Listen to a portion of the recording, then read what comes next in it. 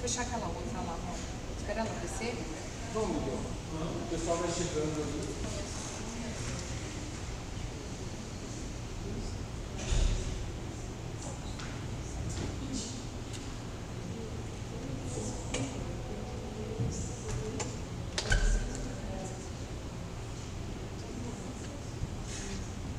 Boa tarde a todos. Com grande responsabilidade que a Câmara Municipal de Santa Bárbara dá início à Semana da Mulher. Nesse ano, o tema assume ainda mais relevância diante do cenário nacional, que evidencia a necessidade de constante fortalecimento das políticas públicas voltadas à proteção, valorização e promoção dos direitos das mulheres. Segundo dados do Fórum Brasileiro de Segurança Pública, o Brasil registra milhares de casos anuais de violência domésticas, além de índices preocupantes de feminicídio. A cada dia, mulheres continuam sendo vítimas de agressões físicas, psicológicas, patrimoniais e morais. Diante dessa realidade, o poder público tem um papel fundamental na conscientização, na informação e na construção de políticas efetivas.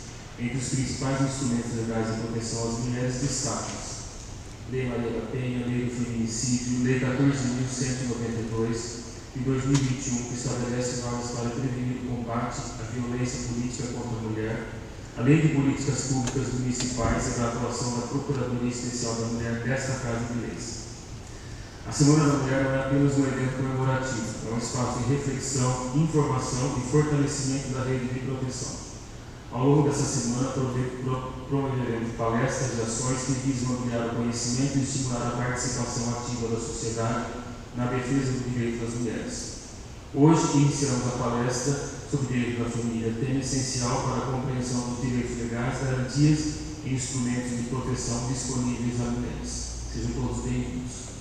Antes de vou passar um vídeo sobre o Dia da Mulher, em seguida convido o professor Miguel para a palestra.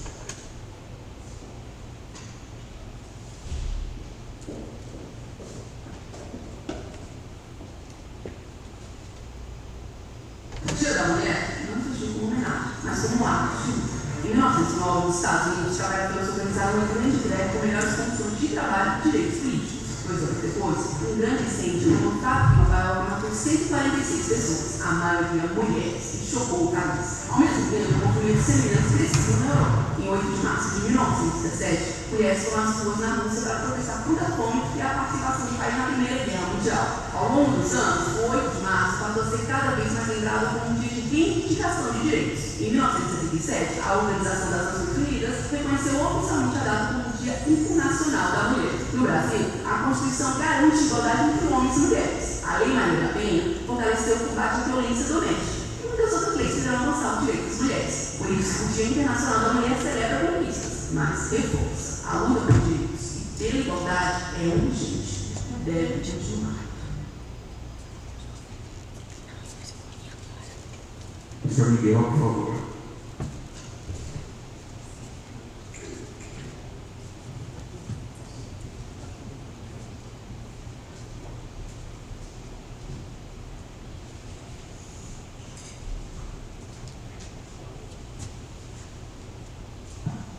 Agora sim. Boa tarde a todas e a todos. Né? É um prazer estar aqui. Obrigado por dedicarem um pouquinho do tempo de vocês também para me ouvir. Vi que vocês têm um planejamento da semana muito bacana. Fiquei sabendo aí que vai ter até uma aula de jiu-jitsu para que vocês aprendam a se defender em momentos de maior necessidade. E também que me parece que vocês vão ter uma palestra específica sobre feminicídio. Então, acho que o tema da minha palestra vai ser muito bacana, até porque a gente vai estar um pouquinho antes de uma eventual desgraça como essa acontecer, porque daí a gente já está falando do extremo. E eu me antecipo para fazer só um parênteses, porque muito se fala, antes de eu iniciar aqui até me apresentar, muito se fala em igualdade, quando a gente fala principalmente da diferença do homem e da mulher. Biologicamente falando, eu estou tratando nesse momento. Tanto é que nós vimos no vídeo que existe uma luta muito grande há muitos anos, inclusive que iniciou com a Dona Penha que por diversas e diversas vezes, por mais de 15 anos, ela foi às instituições públicas solicitar auxílio, porque o marido dela espancava ela, tentava afogar ela, tentou colocar fogo nela, até que ela fosse para uma cadeira de rodas, porque ela lutava por igualdade. Hoje, a gente precisa continuar lutando por um pouco além da igualdade, que é o que nós... Tem alguém aqui que é da área do direito? Tem? Não? Enfim, o que nós do direito chamamos de equidade, que é diferente de igualdade. É lutar por algo em detrimento de alguém que precisa ter um olhar um pouco mais clínico. Por exemplo, na minha humilde concepção, nós devemos tomar medidas para preservar a vida da mulher, não com igualdade, mas com equidade. O que quer dizer isso? Criar para a mulher uma estrutura jurídica que se preocupe mais com ela, neste momento, né, histórico que a gente vive pelo menos, do que com o homem. Nossa, você está querendo dizer então que a gente tem que ter uma legislação que protege mais a mulher do que o homem? Sim, porque morre mais mulher do que o homem. Então a mulher precisa de um olho mais clínico. Só esse recortinho que eu queria fazer. Bom, enfim. Quem sou eu? Vai ter uma palestra lá, um cara vai vir lá de Sumaré falar umas coisas pra gente lá. Quem que é esse cara? Eu acho sempre interessante que a gente saiba quem é que está transmitindo a informação, quem é que está transmitindo o conhecimento pra gente. Até porque hoje, né, no mundo de inteligência artificial, tem muita coisa aí pela internet que aparentemente é ensinamento e a gente não sabe nem de onde veio, às vezes a pessoa sabe menos que a gente. Então, eu sou Miguel Pinto Coimbra Neto, eu sou advogado, obviamente sou formado em Direito, sou mestre em estudos jurídicos com ênfase em Direito Internacional pela Must University, que é uma universidade lá de Miami. Entre algumas especializações, Direito Tributário, Processo de Trabalho, Direito do Trabalho no âmbito material, entre outras, para não ficar nada muito extenso aí. Tenho o meu próprio escritório, minha sócia está aqui, doutora Mônica. Temos um escritório lá na cidade de Sumaré, já há alguns anos. E no que diz respeito aí ao contexto acadêmico em si, também sou professor universitário, sou coordenador de curso de Direito numa outra universidade, vizinha de vocês. Sou presidente da comissão do acadêmico e da acadêmica de Direito, da OAB Subseção Sumaré, e sou membro da comissão do acadêmico e acadêmica de Direito da Seção São Paulo, além de membro do Conselho Consultivo da Must University, que é esta universidade nos Estados Unidos. Então, eu sei um pouquinho só sobre a minha carreira. O que a gente vai falar hoje? Hoje eu vou procurar ser conciso, porque normalmente as minhas palestras elas têm 3 horas, depois um intervalo mais 3. Então eu vou procurar ser objetivo, porque senão a Mônica vai me matar aqui. E um homicídio é o que a gente não quer, né? Bom, então a gente vai falar um pouquinho sobre. Já que vocês vão falar sobre feminicídio, a gente vai falar sobre algumas coisas que a mulher sofre antes e que a gente tem como preservar, procurar se organizar, que são coisas que muitas vezes não dependem de nós, né? Ninguém casa porque quer separar, né? Ninguém compra um seguro porque quer bater o carro, mas às vezes acontece e a gente precisa estar preparado para isso. Então a gente vai falar um pouquinho sobre divórcio, que muitas vezes é a porta de saída, é uma das decisões mais difíceis. E ainda que você esteja se preparando para tomar essa decisão, você precisa de um suporte jurídico, saber o que fazer, como se comportar, o que pode acontecer durante essa fase do divórcio. Depois a gente vai falar sobre alguns tipos de violência que acontecem durante o período do divórcio. A gente vai falar sobre violência contra a mulher dentro do contexto familiar. No nosso caso hoje de um divórcio, não é só aquela violência que acontece usando punho. Não é só aquela que deixa marca no rosto, não. É aquela muitas vezes que quem sofre é o filho, é a violência financeira, é a violência patrimonial, é aquela violência psicológica no sentido de: você vai divorciar de mim? Então tá bom, nunca mais você vai ver as crianças, você vai ver o que eu vou fazer. Você não está me tratando bem, não está fazendo comida para mim, vou cortar o seu cartão de crédito. Então agora você se vira, vai arrumar dinheiro dos seus machos aí. É mais ou menos assim que acontece, né? Depois a gente vai falar sobre alienação parental, e tomar cuidado com a alienação parental, porque tem coisas que aparecem no contexto jurídico que viram moda. Muitas vezes, a alienação parental, não fala assim, isso é alienação parental, vou te processar. Não é assim que funciona, né? Não é só porque você está numa situação desconfortável que você vai encontrar um advogado que vai processar aquela pessoa e eventualmente dentro do nosso contexto vai conseguir a caracterização da alienação parental. Até porque, muitas vezes, a gente precisa ver se você também não está praticando alienação parental. Durante toda a nossa conversa hoje, obviamente que eu vou trazer para vocês cenários dentro do contexto real e eu vou trazer aquilo que é mais natural. Então, é mais comum o homem agredir a mulher, é mais comum o homem praticar alienação parental, até que a gente está falando da Semana da Mulher, vírgula. Isso não quer dizer que a mulher também não faz, ok? Porque tem situações que a mulher também faz. Assim não, em comparação ao homem, mas também acontece. Se é 1%, quer dizer que acontece, tá? Depois a gente vai falar também sobre pensão, porque pensão a cônjuge, não a filho. Porque muitas vezes, uma das coisas que a mulher mais sofre quando ela sai de um relacionamento é uma dor no bolso. Muitas vezes a mulher, ela se dedica à família, se dedica ao marido, deixa de trabalhar para cuidar dos filhos, né? Porque muitas vezes deixar com o homem e seu filho sobreviver já é um sucesso. Mas, quando o divórcio acontece, ela vai para onde? Vai viver do quê? Ela se formou, por exemplo, em gestão pública, há 15 anos atrás. Nossa, a gestão pública já mudou muito. Se ela voltar para o mercado agora, coitada. Se ela for contratada, aí vem outras coisas, né? Atualização, no sentido de conteúdo. A gente sabe que existe, né? Também não pode ser hipócrita. Existe um preconceito na hora de contratar com idade. A partir de certa idade já é mais difícil conseguir um emprego. É verdade. Não estou dizendo que está certo ou está errado, mas é verdade. Então, ela precisa se manter até que ela consiga se restabelecer eventualmente no mercado de novo. Né? Mas como que ela vai fazer isso? Se muitas vezes o filho ainda vai embora com ela, ou a filha ainda vai embora com ela. A gente vai falar sobre isso também. 4 teminhas aí importantes. Agora, o que é o divórcio? Divórcio é a mínima ferramenta mais viável que muitas vezes a mulher tem para que ela não se mantenha dentro de um cenário, dentro de uma vida, dentro de um ambiente que vai eventualmente trazer ela para aquilo que vocês vão assistir na próxima sexta-feira, infelizmente. Então, o que o divórcio ele dissolve? Né? O que ele desconstrói?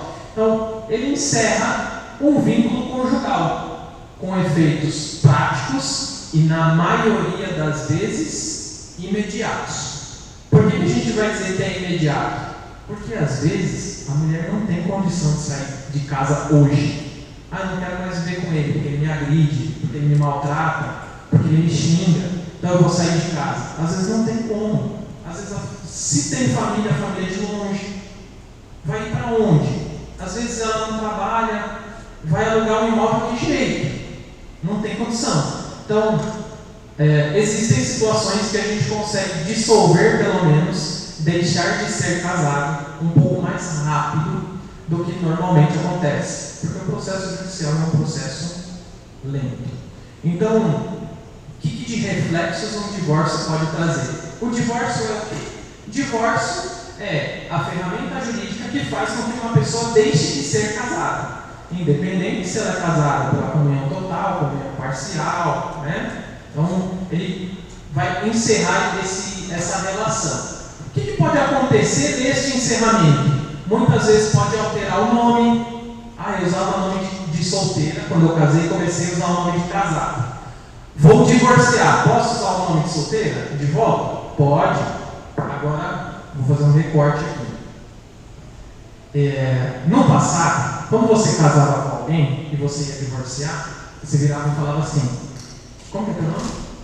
Marta. Eu não quero que a Marta mais utilize meu sobrenome, porque quando a gente casou, ela pegou meu sobrenome. Não quero mais. Aí o juiz falava assim: então tá bom, então ela não vai usar mais o seu sobrenome. Ok? Hoje já é um pouquinho diferente. Muitos dos juízes entendem que o sobrenome incorpora a sua personalidade. Então, se hoje eu e a Marta fôssemos nos separar e eu falasse assim, não quero mais que a Marta use o meu sobrenome. Aí ela fala assim, mas eu já sou conhecida como Marta Coimbra, por exemplo.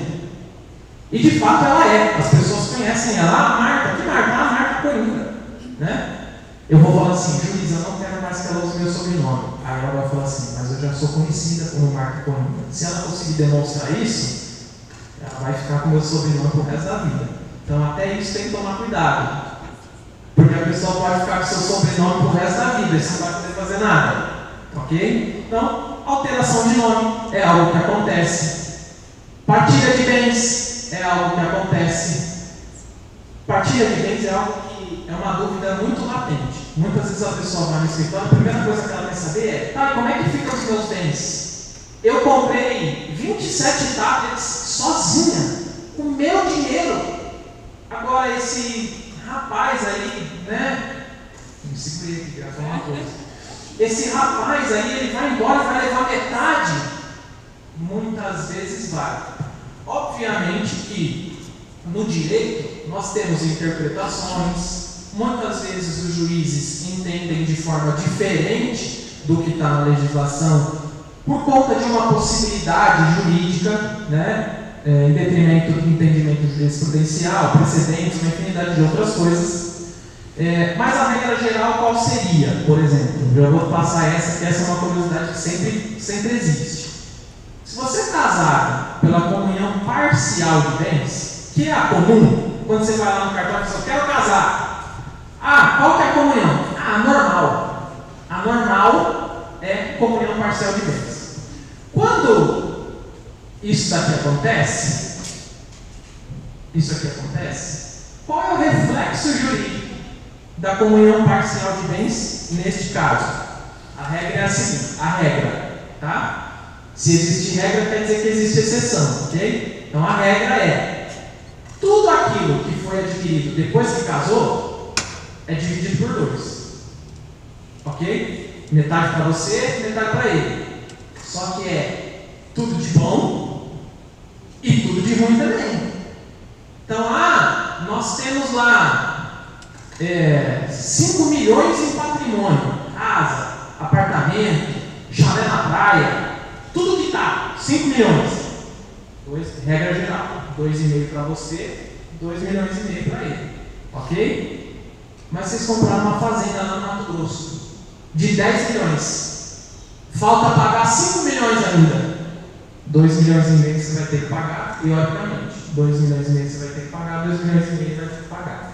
Aí a gente vai ver, dá para fazer compensação, dá para você ficar com outros imóveis, dá para chegar no denominador comum, aí dá para fazer um acordo. Mas a regra geral é essa. Tudo de bom e de ruim é dividido por 2. Ok? Tem outras formas, estou falando da comunhão parcial de bens, que a gente está aqui. Tem, por exemplo, a divisão total. Nessa, tudo que foi adquirido, a gente vai ver quem foi que adquiriu.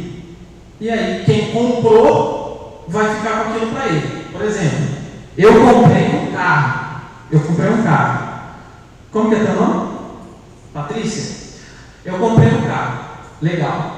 E nós somos casados pela separação total. Ok? Beleza. Eu comprei o carro, o dinheiro saiu da minha conta, o carro é de quem? Meu. Só que aí, quando a gente está... Não estou dizendo que está certo ou está errado. Quando a gente está casado, é assim... Pô, você não faz o Pix lá da sua conta porque deu um problema no meu banco. Fez o Pix. Olha, eu estou com um problema na minha CNH. Não passa o carro com seu nome? Passou. Então, o pagamento saiu da conta dela. E o carro está no nome dela. Vamos separar? Eu acho que eu vou perder um carro. Tá? Porque está no nome dela, saiu da conta dela e tudo mais. Então, isso é a partilha de bens. Tudo de bom e tudo de ruim. Aí vem as criancinhas. Guarda e visitas. Convivência, os filhos. Nessa aqui, dá pau. Você nunca mais vai ver as crianças. Você é um crápula. Você é uma crápula. você nunca mais vai ver, eu não vou deixar você pegar, nem no teu aniversário. Pois é, você pode até querer, mas se não tiver um motivo muito, preocupante, você pode até querer que não veja, e ele pode até querer ver. Quem vai decidir se vai ver ou não é o juiz. E aí você vai ter que cumprir o que ele disse. Caso contrário, ele determina o que vai acontecer na vida de vocês através de uma decisão judicial. Se você não cumpre, descumprimento de ordem judicial, tem penalidade para isso. Então, tem que cumprir. Legal. Então, como funciona isso? Eu consigo fazer com que ele não veja mais o filho, não tenha contato e tudo mais? A não ser que ele seja uma pessoa extremamente violenta, que coloca a vida da criança em risco, aí pode até ser, por um período, na maioria das vezes. Agora, se não tiver nada que o desabone, a questão não é nem ele, é o filho. O filho tem direito de conviver com os genitores, mas vai ser fixado uma regra de convivência, começando pelo tipo de guarda. Vocês conhecem alguém que é divorciado? Conhece? A maioria conhece? Conhece? Aí se fala assim: a minha guarda é unilateral, eu mando em tudo. Se eu quiser, ele nem vê. Aí outro fala assim: não, a minha guarda é compartilhada. Fica 15 dias comigo, 15 dias com ele, fica 30 dias comigo, 30 dias com ele. Vamos começar por aí. Vamos começar a diferenciar um pouquinho guarda compartilhada e guarda unilateral. Na guarda compartilhada, vamos colocar aqui um exemplo hipotético. Seja porque já estão divorciados, seja porque iniciou-se uma fase, iniciou-se um processo judicial para fins de divórcio. E eventualmente, liminarmente ali, ou seja, antes de julgar o mérito do processo, lá no final, antes de sentenciar, o juiz já determina uma regra de visitação de guarda. Até porque o juiz não vai pegar você colocar de um lado, ele colocar do outro. Aí vai pegar a criança, enfiar numa jaula, depois que acabar o processo ele vê como é que vai ficar. Não, o convívio precisa continuar acontecendo. Essa criança precisa continuar estudando, precisa continuar recebendo educação, precisa continuar recebendo afeto, embora afeto não é obrigação, pelo menos por enquanto, Então, ninguém é obrigado a amar ninguém, ninguém é obrigado a ter afeto por ninguém. Caso contrário, trair era crime. Já foi no passado, hoje não é mais. Bom, então, o que a gente vai começar aprendendo? Diferenciar na prática a guarda compartilhada da guarda unilateral. Da guarda, não estou falando de obrigação de pagamento de alimentos. Depois a gente fala sobre isso. Então, temos a guarda compartilhada e a guarda unilateral. A diferença principal dessas duas é que na guarda compartilhada, a decisão sobre as coisas da vida da criança, elas são compartilhadas. Então, por exemplo, tem um filho, a guarda é compartilhada. Esse filho estuda em uma escola específica, ok?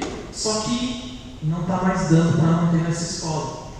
Teoricamente, pelo menos, a decisão de tirar dessa escola e colocar em uma outra deve ser compartilhada. Olha, na escola vereador X, já não dá mais para estudar. Vamos colocar na vereador Y, que ela é um pouquinho mais em conta, similar em termos de qualidade?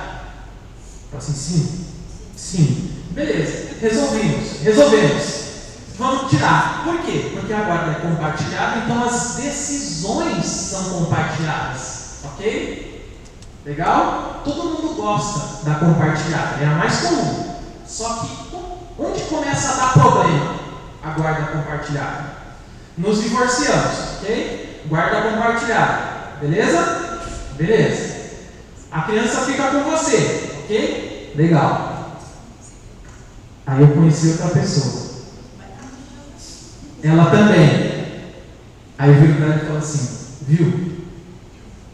Não dá mais para ficar no vereador X. Vamos ter que colocar no vereador Y. Pode ser? Não. Pronto. O que aconteceu? Treta. Algum advogado na face dessa terra não vai ganhar dinheiro. Por quê? Vai precisar de uma ação judicial agora para decidir se sai da escola ou se não sai da escola. Por quê? Porque a guarda é compartilhada, a decisão tem que ser compartilhada. Não é igual a sociedade. A guarda é compartilhada. Tá, 51 para mim, 49 para você. No desempate, eu que mando. Não tem isso. Agora, na guarda unilateral, a decisão é unilateral. Continua tendo direito de visitas, normal. Aí na guarda unilateral, você vira para mim e fala assim: olha, Bruninho não tá dando mais para ficar na... Tem alguém que prefere chamar Bruno? Não? Ah, Joaquim, então. Tem Joaquim? Não? Joaquim. Não dá mais para Joaquim ficar naquela escola. Eu estou trocando por este, obviamente que você não vai. Isso só acontece na Europa, tá? Fazer as coisas por raiva, só para cutucar, só na Europa. No Brasil não acontece. Mas vamos considerar que você, olha, não vai dar mais para Joaquim ficar na escola vereador X. Por quê? Porque a mensalidade está muito cara, né? O material escolar está muito caro, agora só aceita se ficar em período integral. Não vai dar. Eu vou tirar e vou colocar na escola vereador Y. Por quê? Porque eu ensino, a qualidade é similar e tudo mais. Ok? O que vai acontecer? Vai sair da X e vai para Y. Ah, eu posso ajuizar a ação para falar que não? Ah, tu pode. Agora você vai ganhar ou não, vai ter uma outra situação. Mas na guarda unilateral, teoricamente, pelo menos, quem tem a guarda unilateral tem esse poder de decisão, ratificando. Poder de decisão, considerando que ela é uma pessoa que está agindo de boa fé, né? Eu não estou tirando da escola vereador X para colocar na escola vereador Y, porque o enteado da atual mora estuda na escola vereador Y, tá? Todo mundo na paz aqui. Ok? Beleza? Então, essa é a principal diferença da guarda unilateral para a guarda compartilhada. Poder de decisão. Não quer dizer que na guarda unilateral fica comigo e você nunca vai ver, só vai ver quando eu quero. Não é assim que funciona.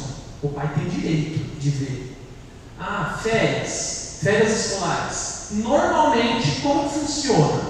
Férias escolares. 15 dias com um, 15 dias com o outro. Né? Dia dos pais passa com o pai, dia das mães passa com a mãe. Natal e Ano Novo. O primeiro Natal passa com o pai e o Ano Novo passa com a mãe. No ano da frente, né? Ano par e ano ímpar, inverte. Né? Aniversário do filho. O dia passa com o pai, o dia seguinte, o dia anterior passa com a mãe, o outro ano inverte. Para que todos tenham minimamente aí sim, uma igualdade, né?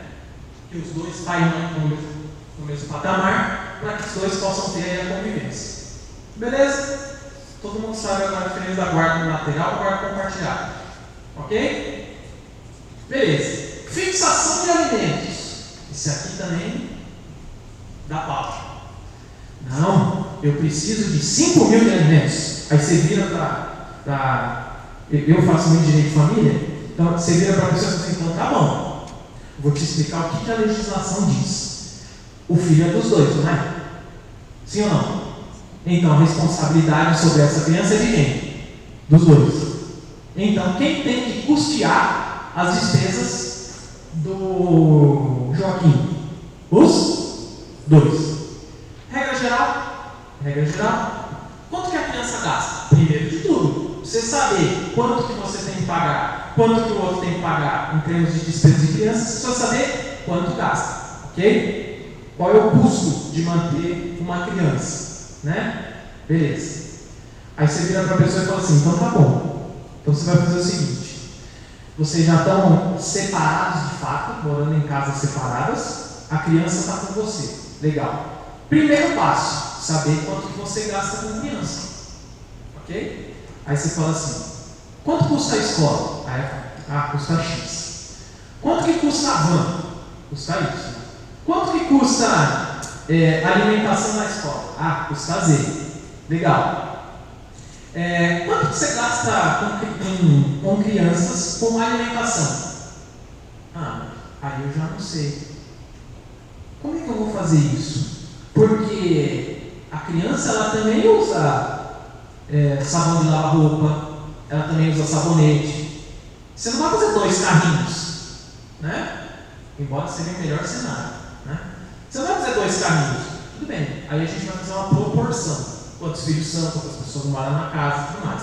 Mas aquilo que for possível, vai ficar conta separada. Então, por exemplo, Danoninho. Você tem 75 anos. Eu não acredito que você come Danoninho todo dia. Pode até ser, porque é gostoso, mas você não come todo dia. Então, não estou dizendo que divórcio é fácil ou que é confortável, porque não é. A gente já está percebendo pelo início do nosso bate-papo que não é. Mas você precisa adotar algumas medidas, e aí que vem o advogado para te orientar no sentido de que você passe por esta fase da maneira mais segura possível, juridicamente falando, ok? Então o advogado talvez vai virar para você e vai falar assim: olha, como que é teu nome? Marília. Ó, Marília, você vai fazer o seguinte então, quando você vai no supermercado, tudo aquilo que for geral da casa, pasta de dente, o sabão de lavar roupa, esse tipo de coisa, você passa no carrinho.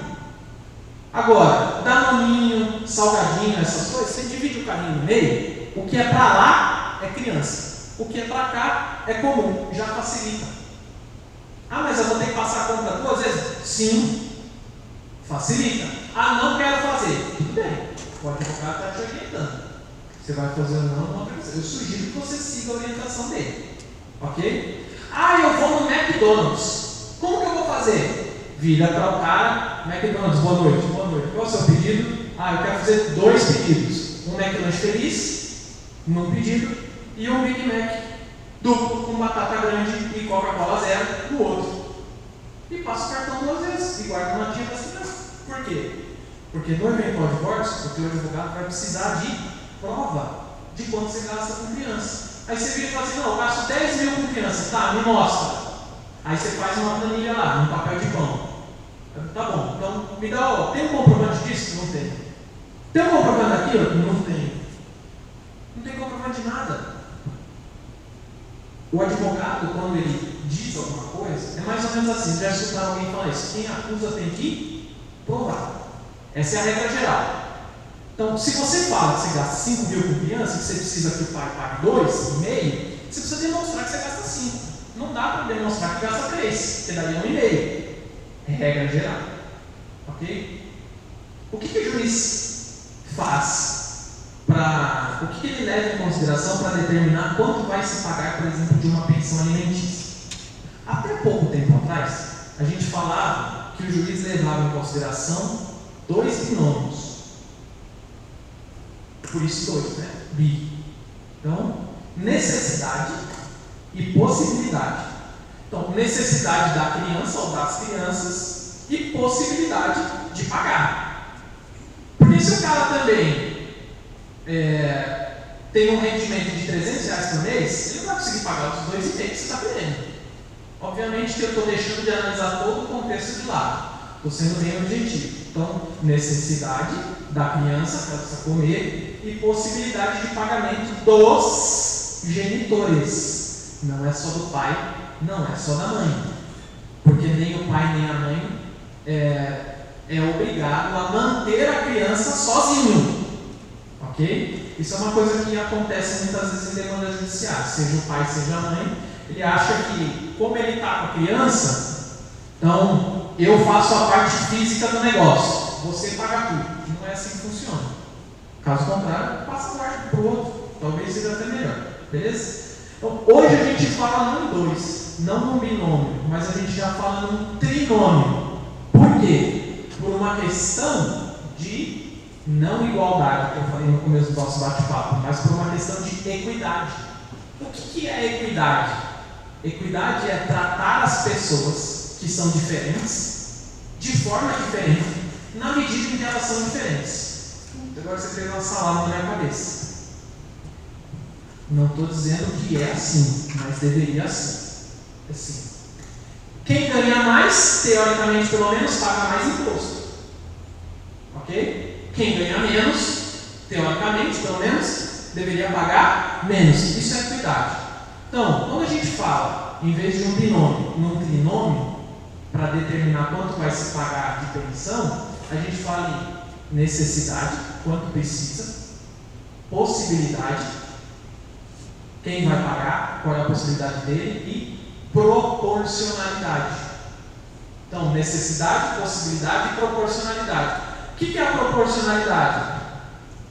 O nosso filho tem um custo fixo mensal de R$10.000. Escola, inglês, alemão, foi você que quis, alemão, né? Então tem um custo de 10 mil, ok? Eu voltei para o mercado agora, porque até então eu só cuidava de casa de criança, ok? Então até consegui me recolocar bem.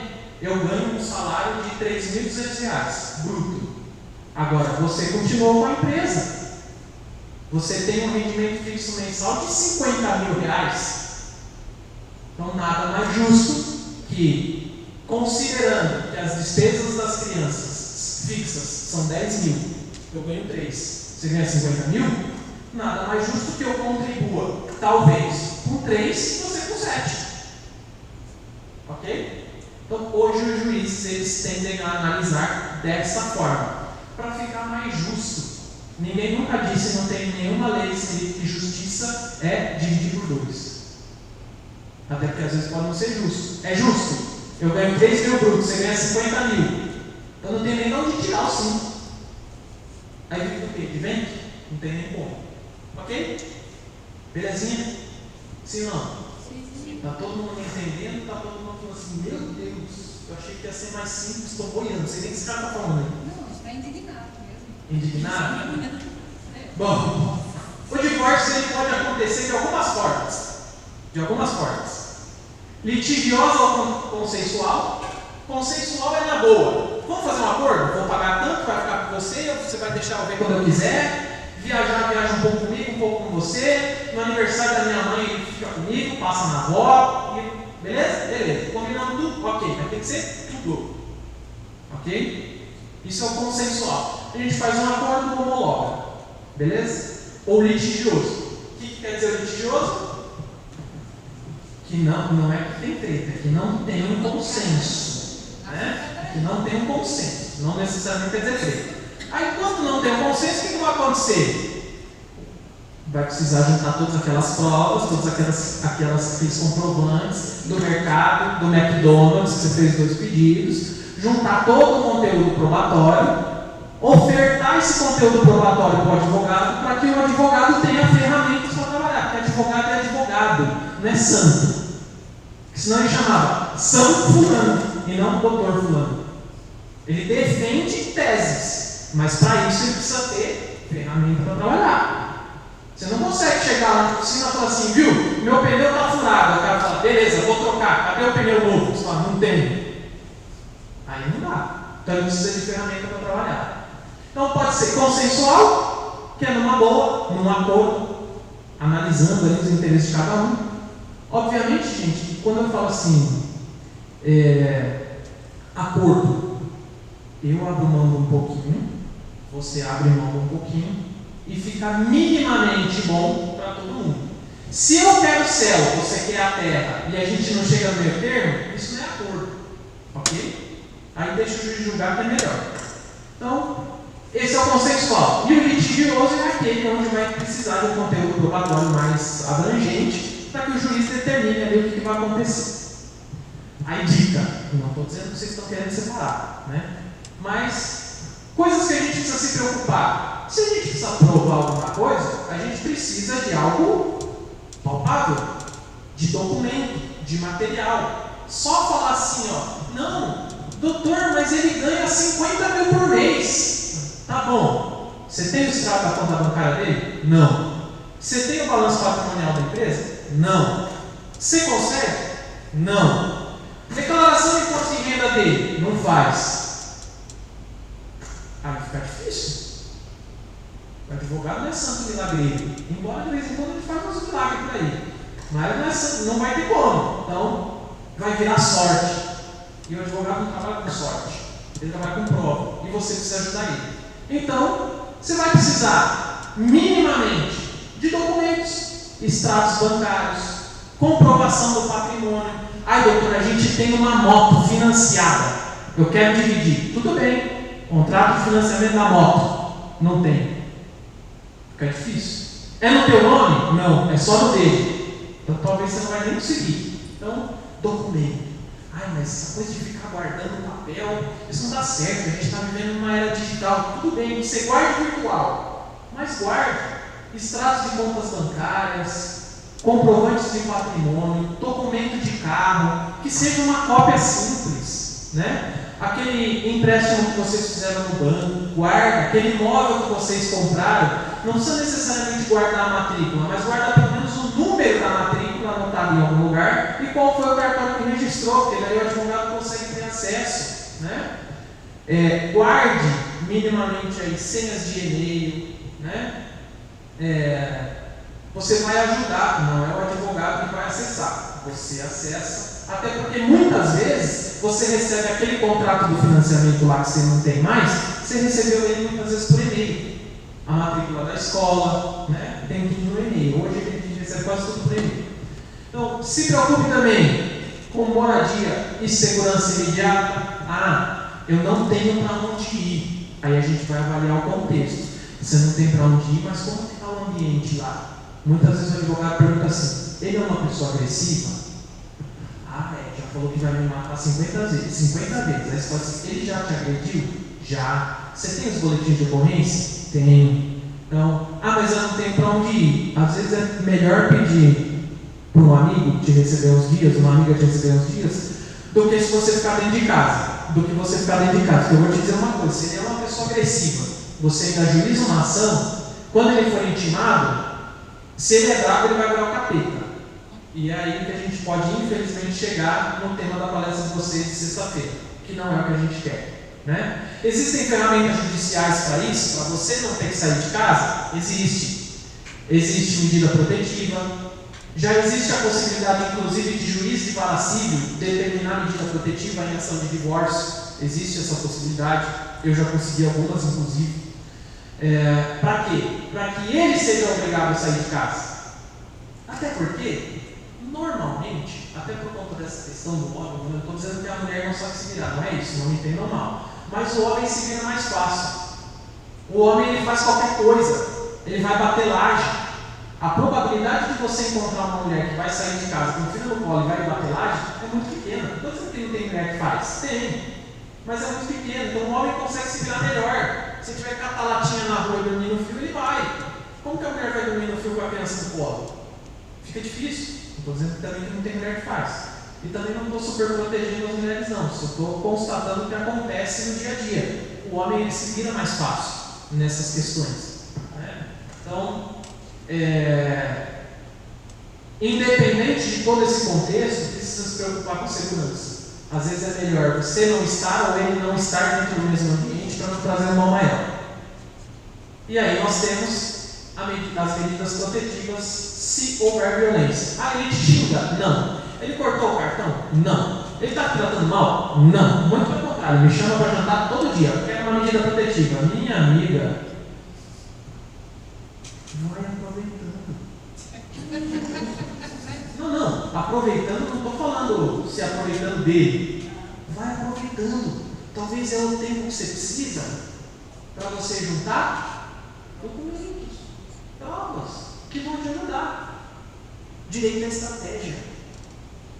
Você tem para onde ir? Não. Você vai tomar briga agora? Por quê?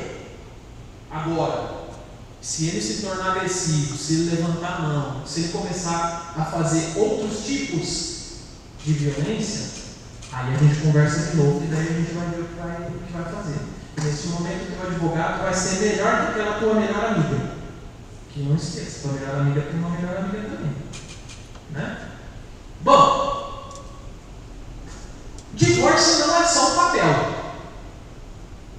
Saiu o papel do meu divórcio, agora eu estou livre. Não é bem assim, porque muitas vezes o vínculo ele se mantém por um longo período de tempo. Às vezes porque o vínculo de vocês está relacionado ao Francisquinho ali, que está com 5 anos.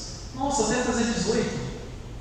Não quer dizer que com 18 seu filho vai embora de casa, você não vai ter mais contato com ele, mas pelo menos com o traste lá você não vai precisar ter mais, né? No mínimo, pelo menos. Porque daí com 18 ele mesmo já se levanta com o pai. E também se não quiser falar com o pai, problema fazer com o pai também, não é teu. Beleza? Tranquilos? Show. Então, não é só um papel, é estratégia e proteção. Veja, quero divorciar. Salvo uma situação de risco iminente, quando você quer comprar um carro, você não vai primeiro ver o carro? Ou melhor, quando você quer casar, primeiro você não conhece? Tem umas pessoas que pulam pedaços, mas você conhece. Aí você vai pesquisar a vida, né? O que faz a vida, de onde que veio. Aí você começa a namorar. Aí começa a ficar muito em casa, o negócio começa a ficar sério. Aí você vê se vai noivar, se não vai. Normalmente noiva, fica noivo ou noivo e depois casa. Tem um passo a passo, não tem? Para divorciar também. A não ser que você esteja correndo um risco iminente, dê um pau lá, tem que sair de casa, alguma coisa. Mas é estratégia. Vai separar? Legal, vai lá no advogado, conversa, paga uma consulta, conversa, ele vai tirar todas as suas dúvidas. Se organiza, ele vai falar, olha, já separe esses documentos, já separe aqueles documentos. Se ele ficar agressivo, grava vídeo ou áudio. Ah, mas ele me xinga no WhatsApp. Serve? Serve. Tem algumas coisinhas aí que tem que fazer, mas é uma conversa com uma outra palestra, a gente vai falar só de prova. Mas, minimamente ali, serve. O vídeo serve. Aí eu posso gravar ele sem falar que eu estou gravando?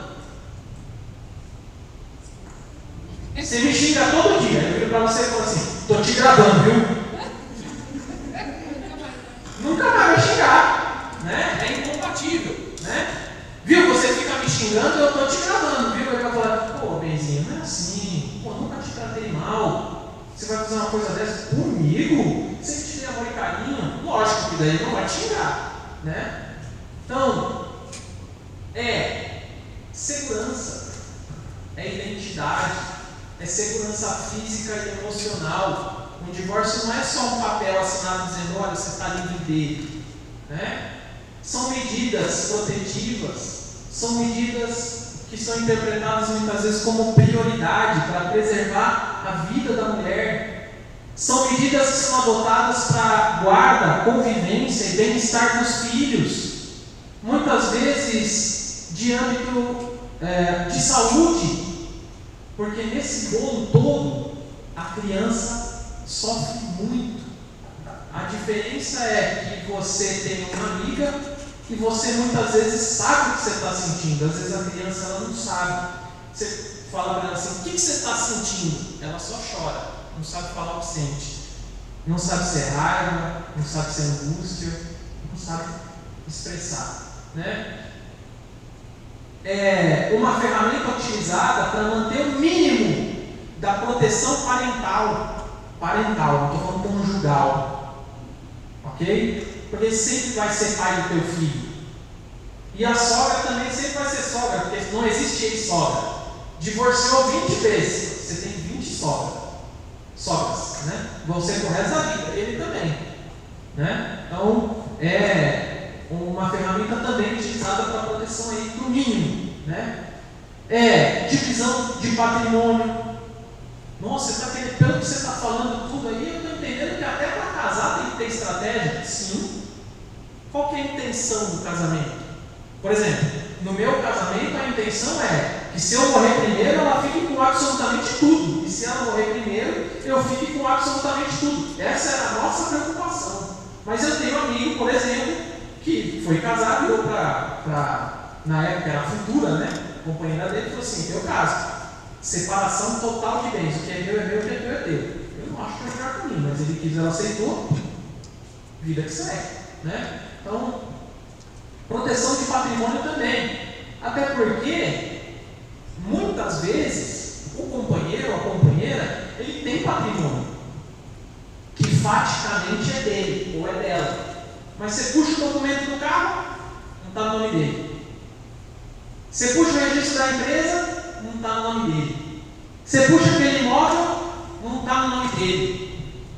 Mas aí quando você começa a investigar, às vezes foi de um primo, que passou para um outro primo, que passou para um amigo próximo. E aí, com essa pesquisa, com a estratégia antecipada, muitas vezes o advogado ele consegue criar uma tese que vai até convencer o juiz no sentido de não está no nome dela, mas é nítido que é dela, porque eu tenho 175 fotos de 175 dias consecutivos do carro na casa dela. Então, é dela. Eu vou comprar um carro, quer ficar para você? Existe isso. Ok? Então, isso daqui é a alma do negócio. Prova. Principalmente essa aqui, ó. Preventiva. Extratos, contratos, registros, prints, mensagens escritas ou áudios. Áudio dá para transcrever, né? É bem tranquilo com relação a isso. Tranquilos até aqui?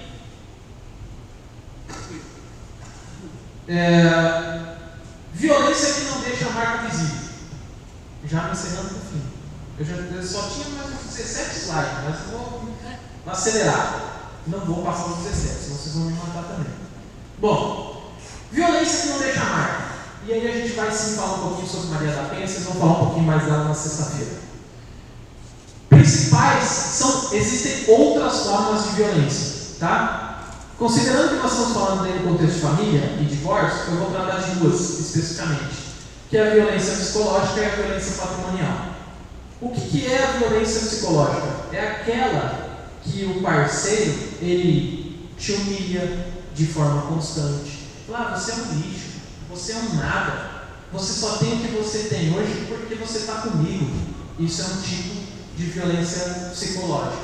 A ameaça velada, né? Por isso você precisa estar esperto no celular, para gravar alguma coisa nesse sentido. Ó, se você for no advogado e eu receber uma intimação aqui, você já sabe o que vai acontecer, né?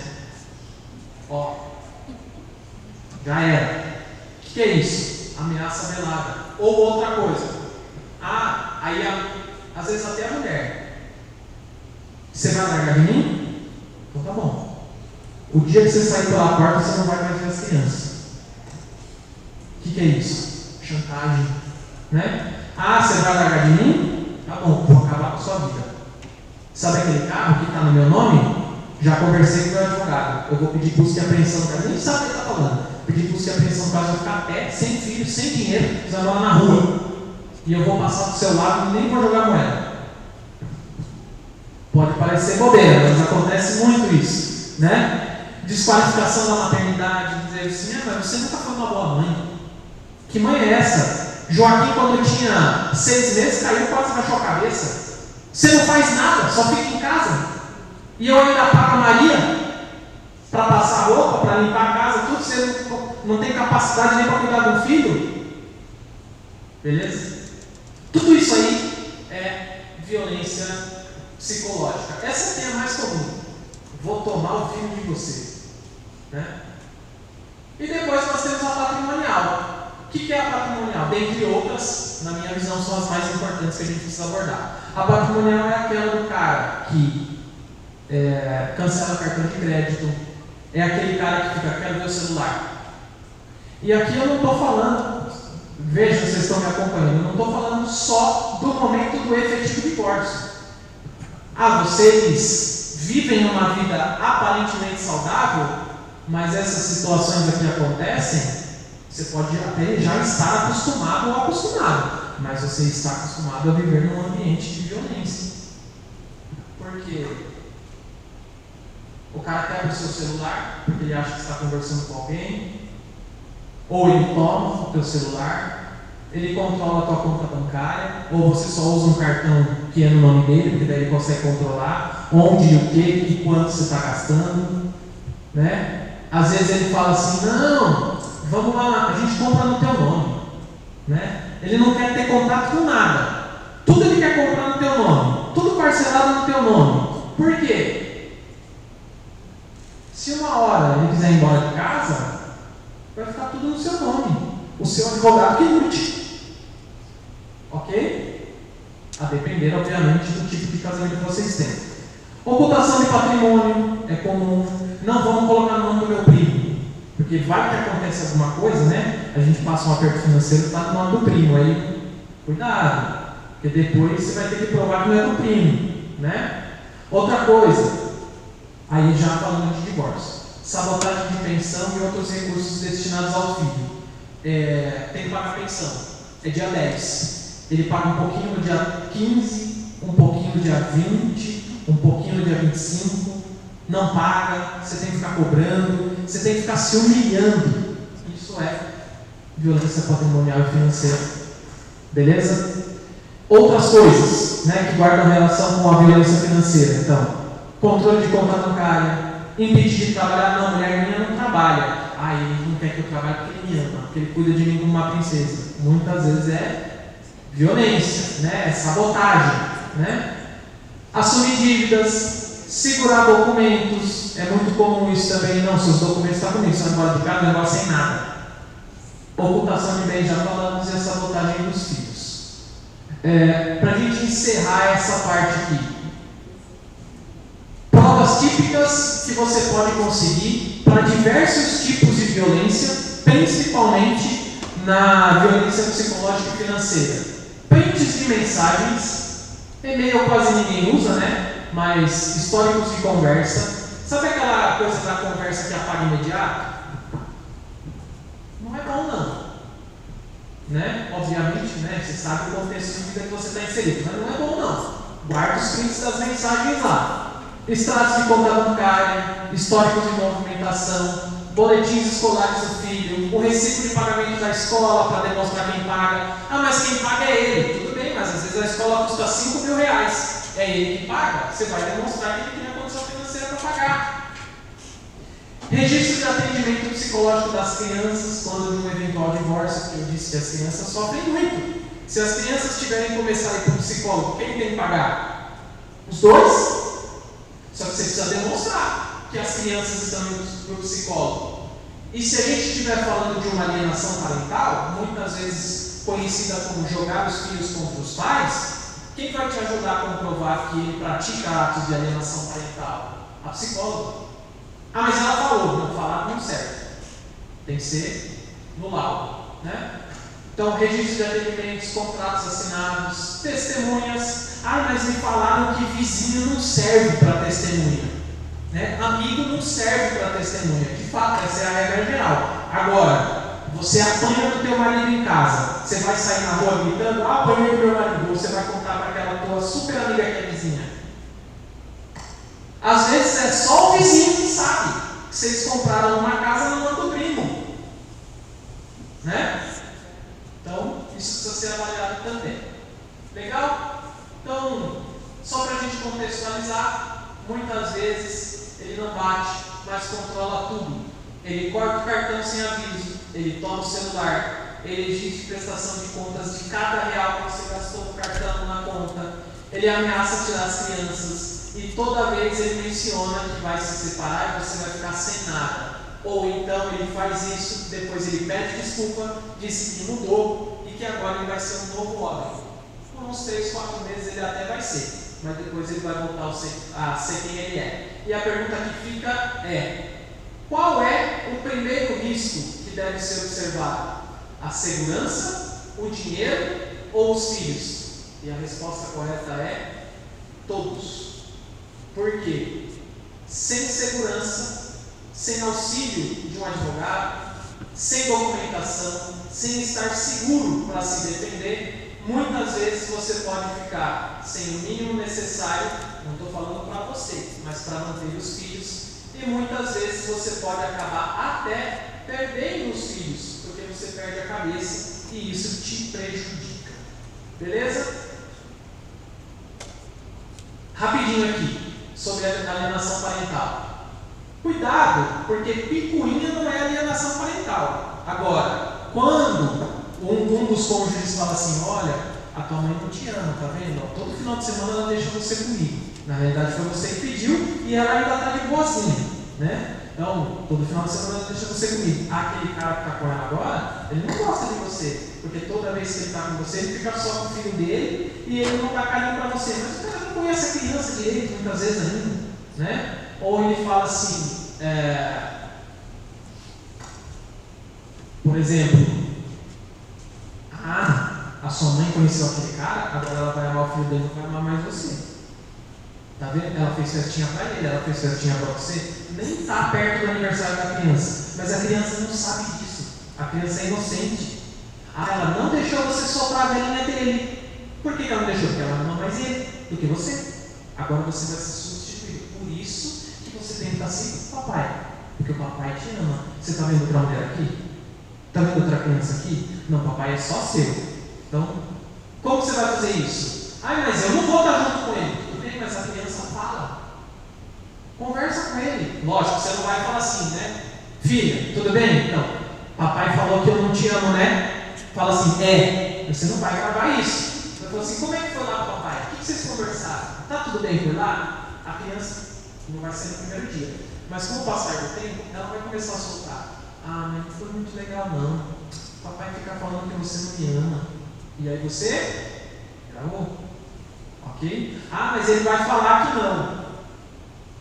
Tudo bem, mas você não vai ter só isso. Você já está orientada, você tem uma infinidade de outros documentos que vão te trazer suporte jurídico. Você não vai ganhar ou deixar de ganhar uma demanda judicial por causa deste áudio em específico. Você vai ganhar ou deixar de ganhar muitas vezes por conta de todo o conteúdo probatório que você tem. Então, tirando a sua mãe, a pessoa que mais está preocupada com você é o seu advogado.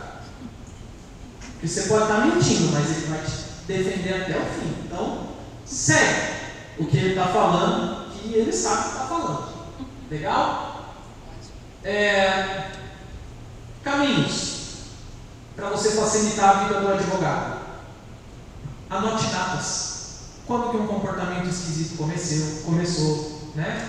Quando que o cerceamento, por exemplo, de contas começaram, quando que ele começou a te humilhar, tudo isso junto com documentos e junto com provas. Você vai facilitar a vida do advogado. Então, história, evidências, os documentos, as testemunhas, o impacto que isso traz. Por conta disso que aconteceu, eu tive que levar a minha filha para o psicólogo. E olha o impacto. Agora ela está com uma síndrome X, por exemplo. E medida. Então, aconteceu uma situação. Evidência, ele me agrediu. Impacto disso. Estou com a cara toda destruída. Medida. Por exemplo, uma medida protetiva para afastamento dele do lar. Minimamente mais tranquilo um pouco você vai ficar. Porque pelo menos ele não vai poder chegar perto. Porque se ele chegar, vai ver o sol nascer quadrado uns dias aí. Tá bom? Tranquilos até aqui? Sim. Vou alongar um pouquinho aqui, avançar um pouquinho. Para encerrar agora eu digo, pensão. Existe, já falamos sobre a pensão para criança, pensão para cônjuge, ex-cônjuge. É possível que num divórcio, um companheiro ou companheira, né, pague pensão para o outro? É possível. Normalmente isso acontece em que situações? Quando há necessidade real ou atual, quando há a capacidade de reinserção no mercado de trabalho, quando há a possibilidade daquele que está pagando e em situações excepcionais. Não é porque separou e você não trabalhava que necessariamente o juiz vai falar: você vai ter que pagar a pensão para ela de 2 salários mínimos por 2 anos até que ela venha se reinserir no mercado de trabalho. Isso não é uma regra. Mas existe essa possibilidade. Vou dar um exemplo porque fica mais fácil de compreender. Como que é teu nome? Monique. A Monique casou com um rapaz, parou de trabalhar, saiu da cama porque tiveram um filho ou adotaram um filho, enfim. Né? E ela ficou 15 anos fora do mercado. O que você faz, Monique? Assistente administrativo. Então, há 15 anos atrás, assistente 15 não, vou falar mais para o meu exemplo ficar melhor. Há uns 25, 30 anos atrás, o assistente administrativo tinha nem nascido ainda. Não, mas hoje você tem 70 anos, tá? Há uns 25, 30 anos atrás, a Monique, ela usava aqueles computador de torre, né? Aqueles compactos da vida. Beleza. Legal. Aí a Monique ficou, onde eu estou querendo chegar? 15 anos fora do mercado de trabalho, como assistente administrativo, meu amigo. Se hoje você não souber, por exemplo, mexer com inteligência artificial, você provavelmente vai ficar para trás, né? Então, 15 anos fora do mercado, Monique, beleza. Aí ela vai para o mercado. Aí o chefe dela vira para ela e fala assim: não, olha, tem um arquivo aqui, um projeto de lei aqui, 5.000 páginas. Eu preciso saber que página que está o documento tal. O que você pode fazer? Coloca lá na rede vizinha, não vou falar o nome, só vou fazer propaganda, né? Na rede vizinha, E procura ver se o documento está lá. Mas não confia, confere. Porque você pode usar, deve usar, ajuda muito, mas tem que conferir. Beleza. Aí você fala, que rede de vizinha é essa?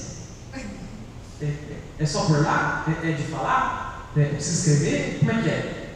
Está fora do mercado, está desatualizado, né?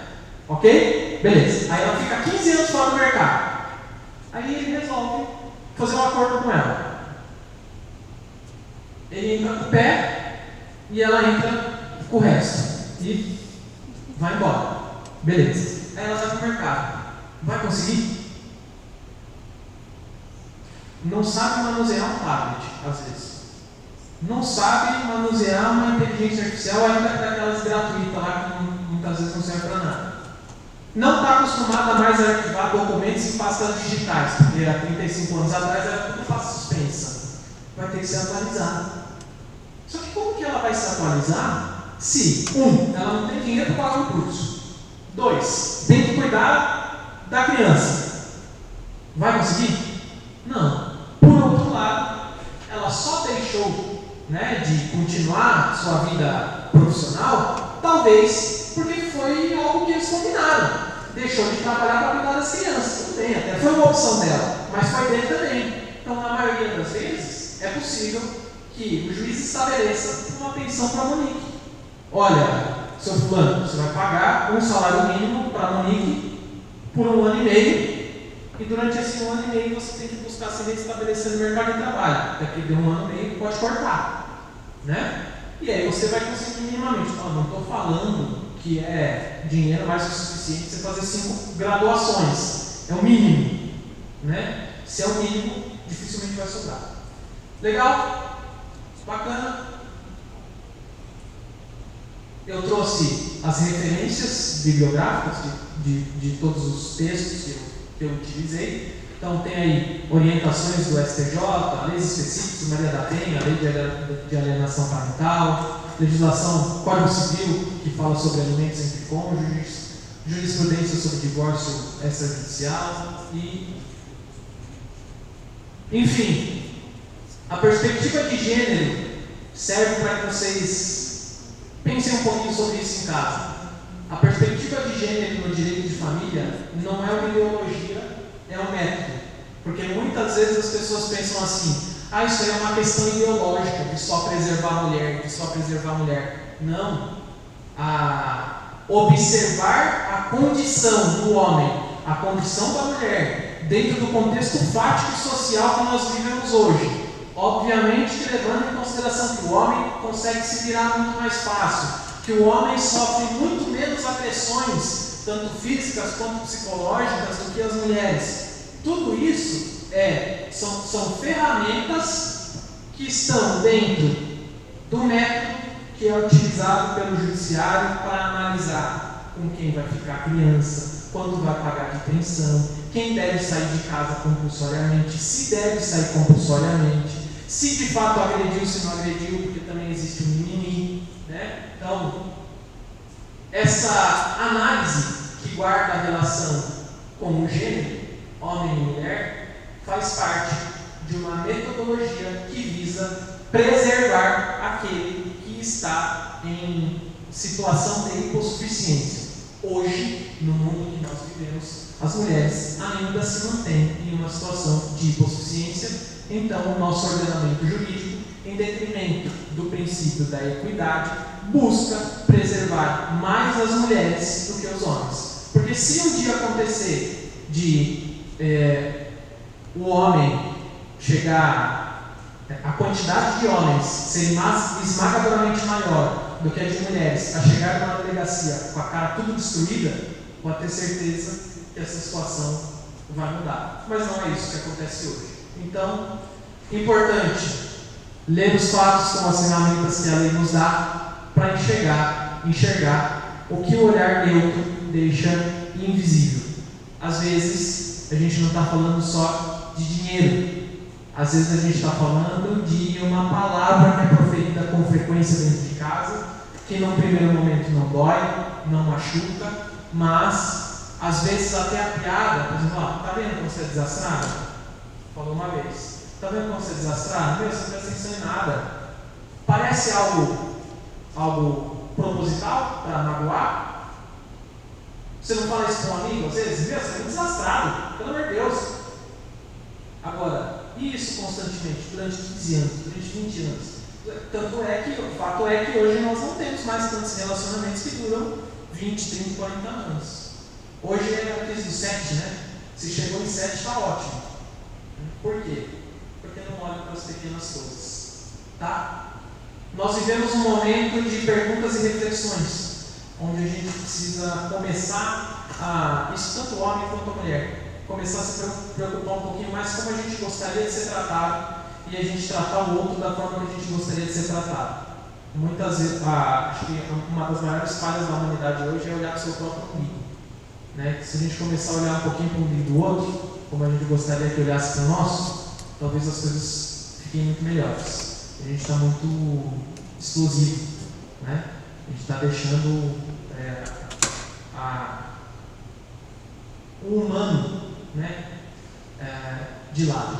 Então, para encerrar então, para que vocês possam eventualmente fazer os questionamentos de vocês, espero ter conseguido transmitir minimamente um pouquinho do que é o divórcio, de quais são as particularidades do divórcio, se é possível só judicial, se é possível de forma extrajudicial, de forma consensual ou litigiosa. Espero que não, mas se no futuro vocês precisarem se beneficiar desse instituto, que vocês lembrem dessas orientações, procurem um profissional especialista habilitado com antecedência, porque muitas vezes o sucesso ou o insucesso em uma demanda, seja ela qual for, ele está no preparatório. Depois que você já saiu de casa, que você não tem acesso a documentos, depois que você já não tem mais acesso a nada, depois que o cartão de crédito já foi para o buraco, depois que você não consegue nem comer nem se alimentar, aí o trabalho do advogado fica muito mais difícil e para você também fica muito mais difícil. Já não é uma situação fácil, né? Mas com um suporte adequado e programado aí com antecedência, as coisas andam minimamente melhor. Então, quem quiser, esse não é meu Instagram pessoal, é o Instagram do escritório. Lá não fica bom dia, boa tarde, boa noite, não tem dancinha, não tem ninguém se jogando em mato, mas todos os dias tem um conteúdo jurídico de alguma área relevante. Não falo de política também no Instagram, pode ficar tranquilos, mas sempre tem um conteúdo jurídico interessante ali para agregar valor e agregar conhecimento nas vidas de vocês. Tá bom? Muito obrigado e até uma próxima oportunidade, se Deus quiser.